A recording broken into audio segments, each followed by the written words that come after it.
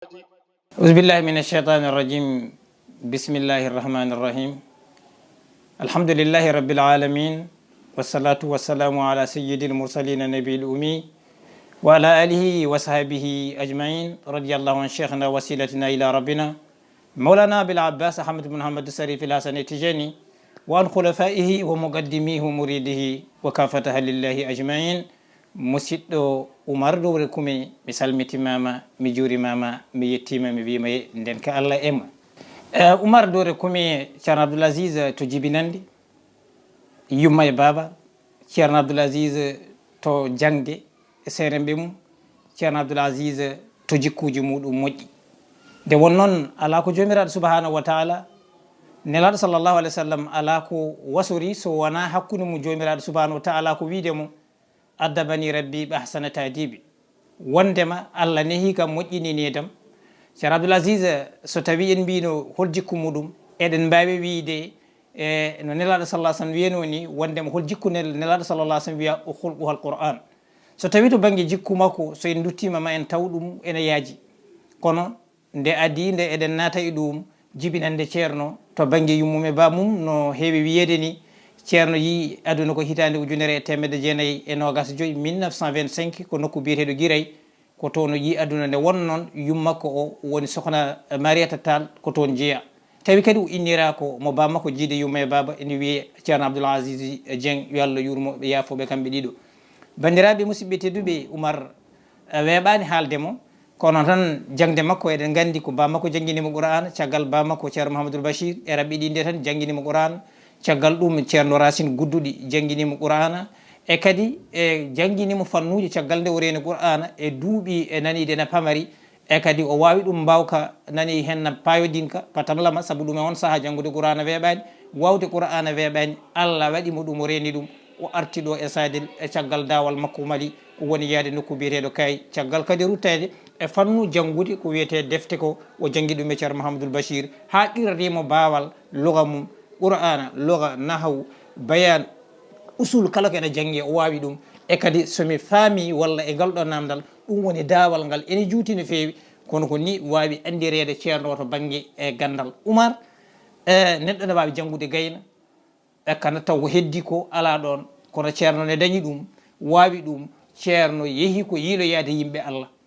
yiiloyade yimɓe Allah, jotodiri e ceerno Boyniaji radiallahu taala anhu nde ɓe kawri dondu, e tagui kadi ɓe kawri toon ko e gongol toon mbiyeteno ceerno Mouhamadoul Bachir o woni toon o jokkodiri e muɗum, o nanide hen, o yiiɗi ɗum, yiiɗimo, e kadi irrimo wi nduɗo sofrude nde jiimi wondema sunu mawnide ko hunde mawde. ɗum woni jotodiral makko ceerno Ahmadoul Boyinaji. E kadi wawa mi anda somi jaabima, kono noon aɗen mbawi ruttade jikkuji he walla gueɗe mbaɗe. Oumar mi ruttinma e konngol, jokken kadi golle ɗe namdal e jaabol muɗum. Jikku ceerno Abdoul Aziz Dieng no mbirumami joni, jikku makko ko Qur'an. Jikku makko ko mbawɗen tan teskade, eɗen gandi e ko wonde neɗɗo moƴƴo, ko wonde neɗɗo nani newiɗo, ko wonde neɗɗo jiɗɗo taniraɓe annabi sallllahu alayhi wa sallam, mo ganduɗa hoorema henna, e kadi e notade hadisaji nelaɗo sallllahu alayhi wa sallam. Eɗen gandi wi nanide henna yo en jid deftere Allah nde, yo en jittani nelaɗo sallllahu alayhi wa sallam, yo en jittaniraɓe mum, woni nanide henna e mbadi hadise o no ganduɗa hoorema e kuuɓal. So tawi en paami e kaɗo haala ceerno Abdoul Aziz, haalde ɗum weeɓami Oumar, weeɓani to banggue jikkuji moƴƴi ɗi. Kala jikku moƴƴo ko woni akhlaqul hamid, kala jikkuji moƴƴi ene tawe makko. Goo, ceerno Abdoul Aziz hakkude mum e yimɓe, ceerno Abdoul Aziz e hakkude muɗum e galle mum, ceerno Abdoul Aziz e hakkude muɗum e nani e yimɓe wuuro muɗum. Nde won noon ko neɗɗo mo ganduɗa hoorema hen, so tawi en jurnima ɗum e tawat ko alliyankagal mum, kañum foof ko Allah. Gonduɗa woyata no kewɗen wiide, woytata ko wuuli,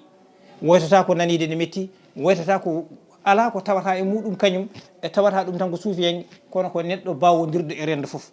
Ceerno kala mo yi ene yiiɗi, ceerno kala mo yiiɗe horsini, ceerno kala mo yi ko ceerno muɗum, neɗɗo fof omo teddini, neɗɗo fof omo yiɗi ɗum, neɗɗo fof omo teddi ɗum. Ceerno Abdoul Aziz noon Oumar, jikkuji makko ɗi moƴƴi, wona ceerno pottowo nanide ne almuɓe, wona nawoɓe almuɓe on jeeyaka e ɓen ɗon seerenɓe, ko neɗɗo mo ganduɗa hoorema wona man ɗo ŋinje wonɓe, kono noon jikku makko ko jikku kawniɗo. Neɗɗo fof garɗo e makko omo jogui mum gueɗal, neɗɗo fof garɗo e makko o nani omo teddina ɗum. Kala koɗo mo ganduɗa mo nani walla garɗo e makko walla garɗo e wuuro hewtini ɗum o waɗana hen kaara siragal makko woni teddugal makko yettota ha Allah nawi mo ɗum ɗon noon tawde tan so tawi en mbiyeɗen kalama weɓanta en ɗum tagui so Oumar so neɗɗo yiiɗi wi ceerno Abdoul Aziz ko ceerno muɗum woni ñahowo o waɗani o wonani almudo ceerno Abdoul Aziz so woni penowo o waɗani ɗum so woni nafiki o waɗani ɗum saabu ɗum hollanma ko wondema rew Allah andu ala ko wawatma haydara wona ɓesgu makko wona sen mbi ɓesgu makko suddiɓe makko wona ɓiɓɓe makko wona almuɓe makko goto fof o waɗi orienté ko yo wat lawol Allah e sunna annabi sallallahu alaihi wasallam deftere Allah nde tan waɗatma ceerno ko haal o jogui wona kanko daiman omo wadda e ɗemgal haalde o gollat gollal makko ngal noon kala mo waɗi orienté yoya o waɗat ɗum ko deftere Allah e sunna annabi sallallahu alaihi wasallam ala ko wonno gurna makko so wona ɗum jikku makko ene yaaji no feewi weeɓani haalde kono ala kullel ko yo en gandu kadi jikkuji ceerno Abdoul Aziz ko yo rendo ngo won gotum yo yimɓeɓe jiɗodir biɗo so tawi mi dañi sagam hay goto nani wasata dañata caɗele bimana wiide somi dañi sagam e sadel walla somi dañi sagam e windere nde ma dañ koye min e sagu mumen firti ko ma wat orienté yimɓeɓe to wiyata ya rew to sa rewi toon Oumar a dañan jaam saabu ɗum a yahat kawra e joome woni nanide hen moƴƴere ma jañde ma waɗat hakkude ma jomiraɗo subahanahu wa taala wasiyaji e rendo ko exemple rendo o so tawi en ƴeewi hande oɗo saaha Oumar ɗo tolnaɗo walla seeramɓe meɗe ko goppidi en ko nde wonno neɗɗo somo yiiɗi hisde yo rutto e deftere Allah o rutto e sunna annabi sallallahu alaihi wasallam nde won noon ko ɗum woni e dustor muslimine ko mbiyeten sen ƴeewi tan ko mbiyeten hande e constitution julɓe ko yimɓe fof yo mbad dutto e deftere Allah nde won noon kala ko wona ɗum solution ala e luure yimɓe ne joguiɗe caɗele yimɓe jogui e rendoɓe kokke jogaɗe ɗe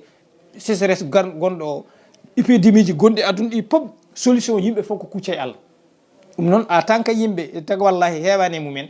e kulol Allah ala e ɓerɗe yimɓeɓe pamani ɗum kala to mbawi yadde jaata fala budda enen foof gandin ɗum kuccande jomiraɗo subahanahu wa taala duttoɗen deftere makko e sunna annabi sallllahu alih wa sallam ko nen ndeweten lawol ko ɗum tan woni min wasiyam ko ɗum yo yimɓeɓe yo kula Allah ewa kadi boyla fiyaki mum Allah subahanahu wa taala kono noon kutoro deftere Allah ndi e sunna annabi sallah alih sallam nde wonnoon ko ɗum tan woni dadal ɗum kadi jeeyaɓe Allah ɓe foof kamɓe fof ko ɗum ɓe kollata en ɗum ɓe mbaɗata en orienté ko yo en paayi ɗum kala mo waɗani orienté e ɗum e ko wona ngal ɗon gueɗal tawat ene waɗi ngakkande oɗo noon Oumar ko ɗum o jangguini yimɓe ko ɗum o tindini yimɓe ko ɗum o andini yimɓe kanko ceerno Abdoul Aziz vraiment weeɓani ha nanide hen ko ɗum o nehi yimɓe almudagal makko noon ne hulɓini almudagal makko ene hawni e sababude eɗen gandi gueɗal ngal o joguino to Allah ɗo gueɗal ngal o joguino kono noon fof o joƴƴini saabu ɗum man tawada arfaullah kala ɓen jankiniɗum Allah ɓamta ɗum Allah rokkimo noon neɗɗo mo jaɓani peewal te ceerno Abdoul Aziz yalti aduna yimɓe gandani ɗum saabu o meeɗani jabde feeñde ko holi kanko o meeɗani hollude ko kanko holi kanko bindi makko ɓingu moƴƴago makko ala o hollata yimɓe tan ko yo yimɓe fof paato Allah ko ɗum huccinta yimɓe Allah saabu ɗum eɗen gandi ko woni hen ko nanide ko woni orientation yimɓe huccini ɗum Allah Oumar ko gueɗal ngal ganduɗa hoorema o weeɓani haalde kono tan ewa kadi yimɓe fof ne poti wattude haqqille ɓe hono makko ɓeɗen kedde windere he yo yimɓeɓe e kucci e ɗum ɗon ɗum woni ko nanide hen solution mo ganduɗa hoorema yimɓeɓe ne poti joganade ɗum gueɗal Oumar mi anda so tawi mi jaabima namdel ma walla so ala a jarama seydi Kumi mi weltima mi salmini rendo ngo foof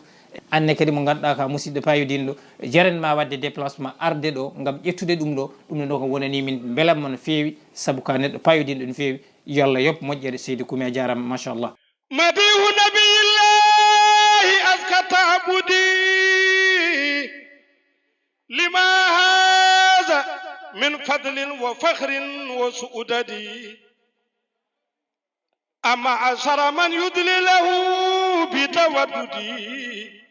تعالوا فإندي للنبي محمد